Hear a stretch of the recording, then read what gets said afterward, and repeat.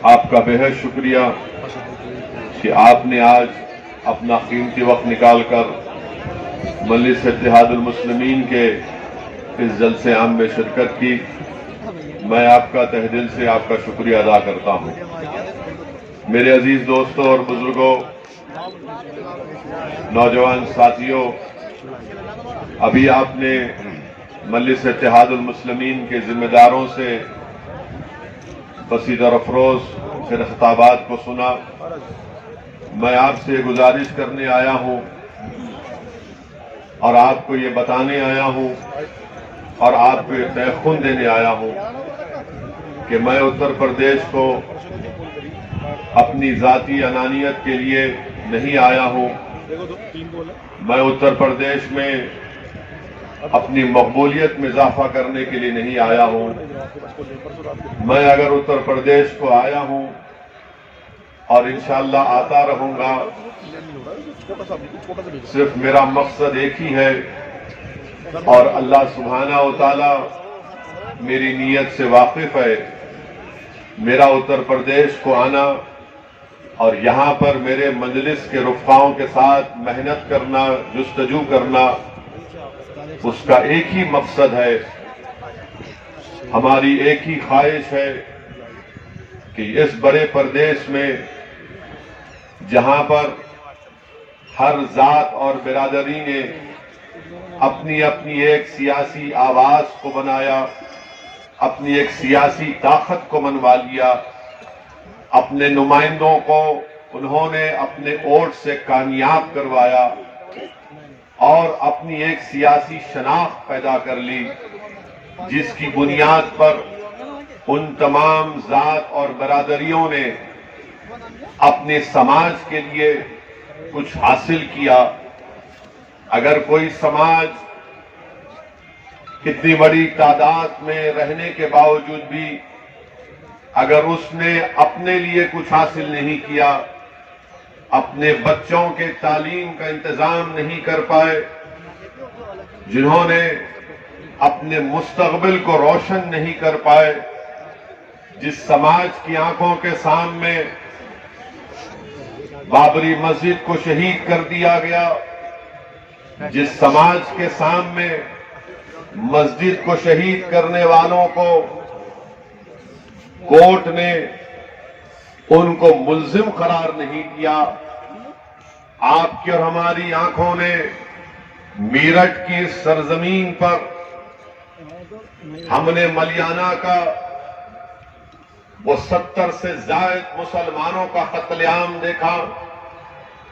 आपने मेरठ में हाशिमपुरा में 40 से ज्यादा मुसलमानों को यूपी की पीएसी पुलिस ने ले जाकर नदी के किनारे में उनको गोली मारकर उनको हलाक कर दिया, शहीद कर दिया। हमने फसादों को देखा, मगर मैं आज आपसे हाथ जोड़कर अपील करने आया हूं कि उत्तर प्रदेश के 19% मुसलमानों को अपनी एक सियासी अलहायदा ताकत बनाने की जरूरत है। आपको अपनी लीडरशिप को बनाना है।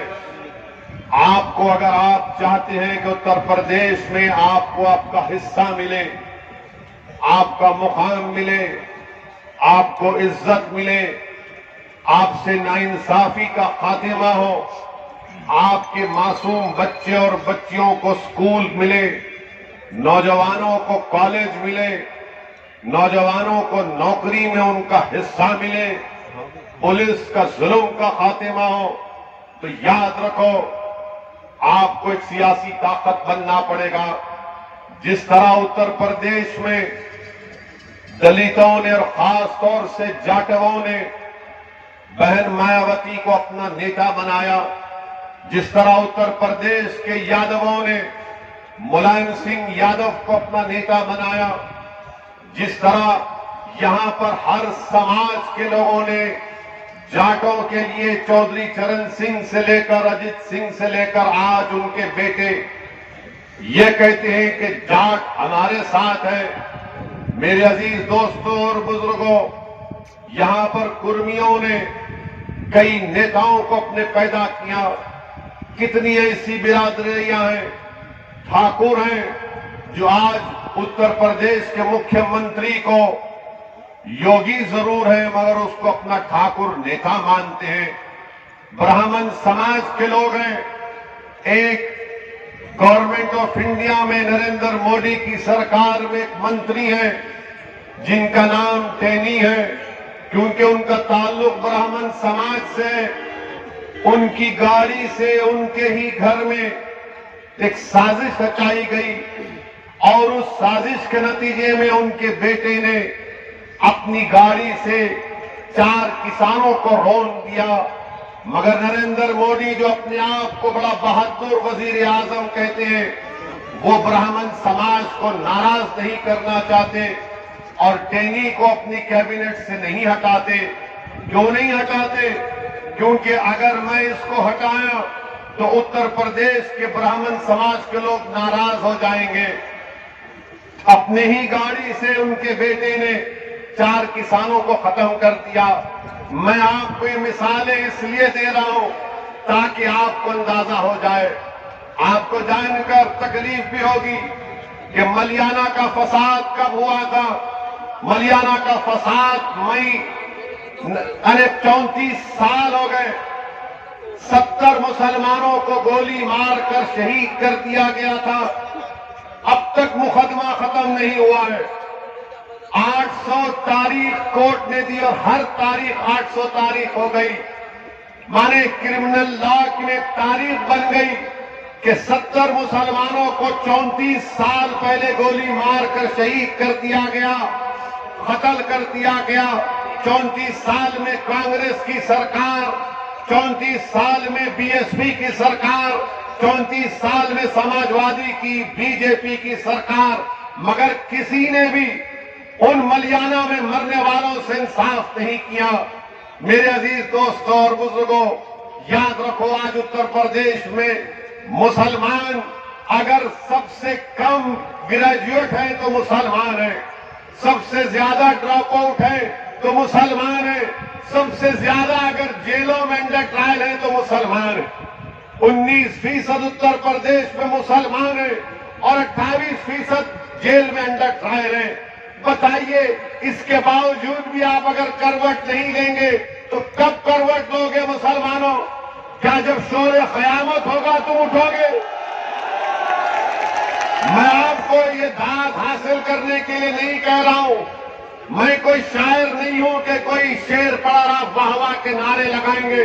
मैं आपको बता ये रहा हूं कि जब आप यहां से उठकर जाएंगे तो मेरी ये ऐन ख्वाहिश है कि आप में एक तब्दीली पैदा हो जाए, आप में एक सोच पैदा हो जाए, आप में एक फिक्र पैदा हो जाए। क्योंकि आपने परसों इन तमाम सियासी पार्टियों का साथ किया। बताइए हमने क्या हासिल किया, क्या मिला आपको? आपको हमेशा डराते रहे। 34 साल पहले, 60 साल पहले यही कहा गया फिरका परस्ती को शिकस्त दो, हमने फिरका परस्ती को शिकस्त दी। कभी कहा गया जनसंघ को हराओ, हमने जनसंघ को हराया। फिर कहा कि आपने कांग्रेस से नाराज हुए तो बीएसपी का साथ किया, उनसे नाराज हुए तो समाजवादी का साथ किया। आखिर आपने अपनी क़यादत क्यों नहीं बनाई? कोई कहेगा यहां पर कि नहीं, मीरठ से मुसलमान एमएलए बना, मीरठ से यहां पर इस इलाके से एमपी भी बना, मगर याद रखो वो तुम्हारा नहीं था। मुसलमान समाजवादी में भी है, मुसलमान बीएसपी में भी है, मुसलमान कांग्रेस में भी है, मुसलमान बीजेपी में भी है। मगर बताओ, क्या वो मुसलमानों का नेता है? नहीं, वो समाजवादी का नेता है, बीएसपी का नेता है। आपको अपना नेता पैदा करना पड़ेगा जिसको आप फख्र से कह सकें कि हाँ ये मेरा नेता है। आपने जिताया इनको, मगर वो चले गए बीएसपी में। आपने जिताया उनको, एमपी बने, इलेक्शन हार गए तो किसी और दूसरी पार्टी के चौखट पर चले गए। मैं आपको ये बताने आया हूं कि आप अपने वोट से अपने नेता को बना सकते हैं। ये काम आपको करना और इंशाअल्लाह हम करेंगे। आपका साथ, आपका ताउन रहेगा तो यकीनन ये काम होगा। डरने और घबराने की जरूरत नहीं है। हर आदमी आता है हर पार्टी का। अभी मुझे बताया गया कि आज के जलसियाम में आने से पहले बाद समाजवादी के और बीएसपी के नेता आवाम को रोकना चाहते हैं, पुलिस के जरिए से चेकिंग करा रहे हैं। अरे आप क्यों चेकिंग करा रहे हैं? क्यों इस्तेमाल कर रहे हैं पुलिस को? समाजवादी बीएसपी के नेताओं, बताओ क्या तुम मुसलमानों के नेता हो या तुम समाजवादी बीएसपी के नेता हो? वोट का जब मामला आएगा तो आकर कहेंगे कि हमको वोट दे दो। वोट का जब मामला आएगा हमको वोट दे दो, मगर जब बात आएगी शरीयत की तो गूंगे बन जाते हैं। जब बात आएगी मुसलमानों से इंसाफ की तो अंधे बन जाते हैं। जब बात आएगी CAA NRC की तो बहरे हो जाते हैं। अरे सब चीज पर हम बोलते हैं और जब इलेक्शन का मामला आता तो बोलते नहीं। ओवैसी भाषण को अच्छा देता मगर बीजेपी को हराना, बीजेपी को हराना जरूर है, मगर क्या हम हराएंगे बीजेपी को या फिर उत्तर प्रदेश का हमारा हिंदू भाई हराएगा? डेटा है, आदाद-ओ-शुमार है कि पिछले 2019 के लोकसभा के चुनाव में 75% मुसलमानों ने बीएसपी और समाजवादी को वोट दिया। उसके बावजूद भी सिर्फ 15 लोकसभा की सीट पर कामयाब हुए, बाकी सीट पर बीजेपी कामयाब हो गई। किसकी वजह से हुई? क्या आपने दिया बीजेपी को वोट? क्या आप देंगे बीजेपी को वोट?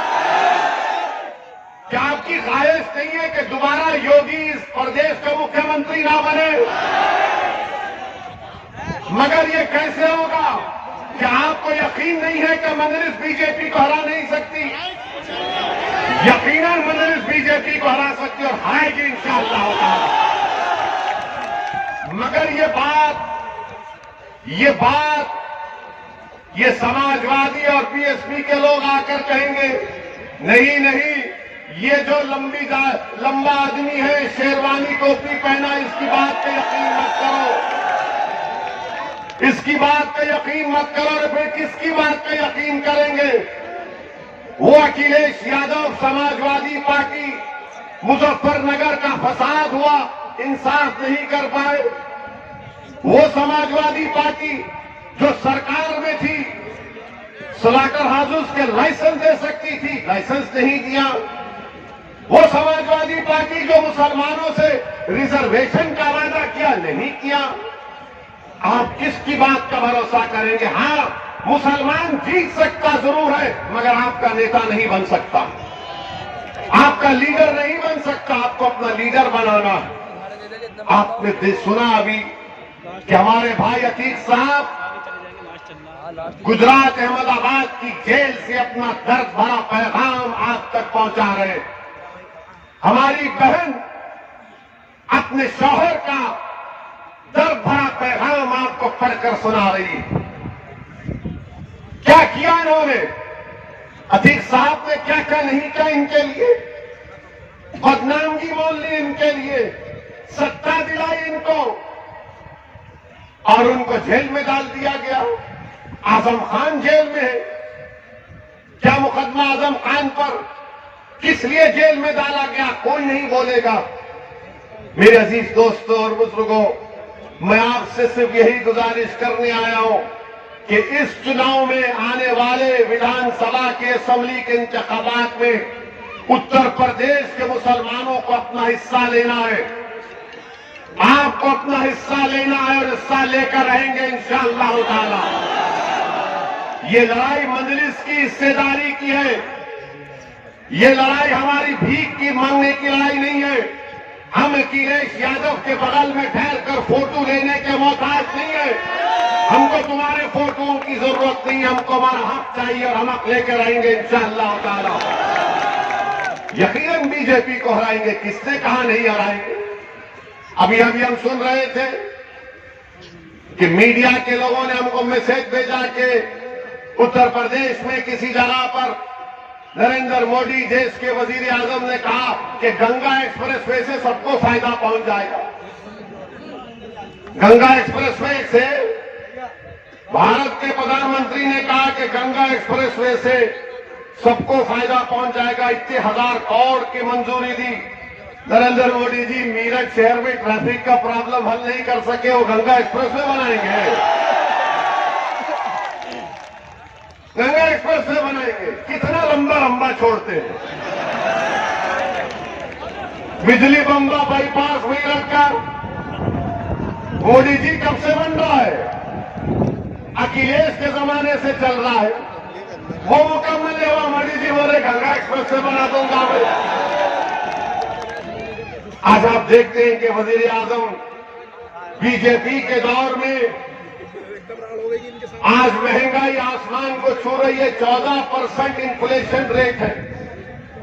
जीएसटी साबुन से लेकर बनियन तक जीएसटी नरेंद्र मोदी लगा दिए। अरे जीएसटी साबुन से लेकर बनियन तक। और फिर जो लोग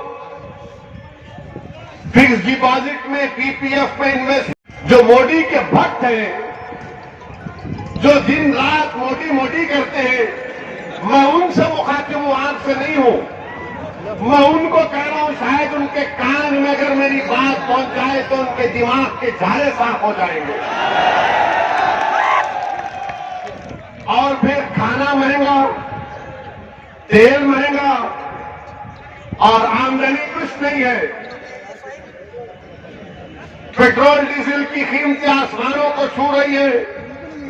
आप बताइए, इतने महंगाई के दौर में गरीब आदमी 2 वक्त का खाना अपने बच्चों को, अपने माँ बाप को खिलाने के लिए परेशान है। मगर मोदी जी क्या करें, मैं गंगा एक्सप्रेसवे बना दूंगा, इतने 1000 करोड़ लगा दूंगा। अरे इन्फ्लेशन को कम कैसा करेंगे मोदी जी? कीमतें कैसा कम होगी वो बताइए ना। आपने बनियन पर जीएसटी, साबुन पर जीएसटी, आपने सब लगा दिया। क्या बचा बताइए? अब खाली सांस लेने पे जीएसटी लगना बाकी है। भारत के प्रधानमंत्री के पास इसका जवाब नहीं है। और फिर आजादी के बाद इतना फर्क आया है आमदनी के, इनकम इनइक्वालिटी में। अच्छे दिन की बात करने वाले कहां गए? बुरे दिन ही आ गए पूरे। नरेंद्र मोदी के पास इसका कोई जवाब नहीं है मेरे अजीज दोस्तों और बुजुर्गों। और फिर ये हाँ फेंकू है, मालूम मुझे, बोलने की जरूरत नहीं है। अब आप एक नया कानून ला रहे वजीर आजम कि बच्चियों की शादी 18 साल में, 21 साल में होगी। बच्चियों की शादी